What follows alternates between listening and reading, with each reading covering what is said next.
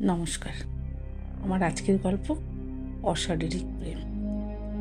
ঋতুরাজ খেলার ছলে আনমনা হয়ে রেল লাইনের ওপর দিয়ে চলছে একা একা। এখনকার রেল লাইনে তেমন বেশি গাড়ি চলাচল করে না। স্টেশনের পাশেই ঋতুরাজের বাড়ি। ঋতুরাজ বয়সে পড়েছে।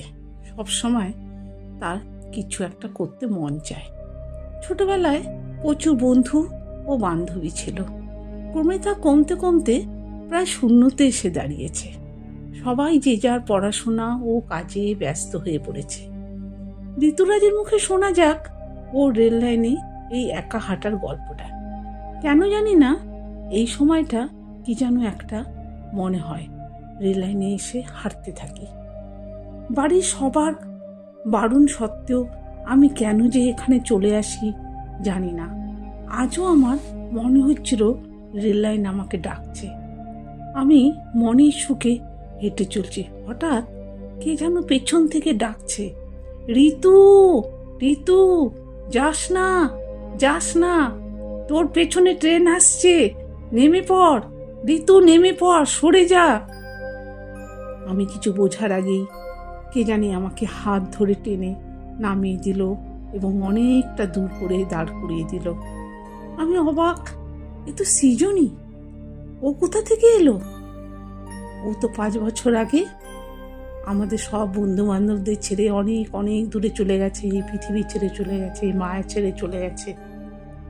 আমি ভয়ে ভয়ে বললাম, তুই সৃজনী? সৃজনী বলল, হ্যাঁ আমি। বলতেই একটা মাল ট্রেন পাশ দিয়ে সাই সাই করে বেরিয়ে গেল। আমি বললাম, সৃজনী? ও বলল, আমি জানি তুই আমাকে বড্ড ভালোবাসিস রে, এখনো বন্ধু তুই আমাকে ভালোবাসিস। আমি বললাম, হ্যাঁ রে, তোকেই খুঁজে বেড়াই। বলতেই দেখি সৃজনী কোথায় যেন উধাও হয়ে গেল, আর দূরে ট্রেনের হুইসেল শোনা যাচ্ছে। আমি অবাক বিস্ময়ে সেই দিকে তাকিয়ে আছি।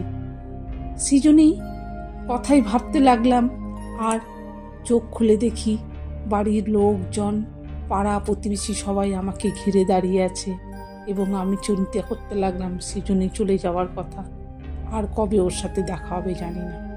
এভাবেই শেষ করছি আমার আজকের গল্প।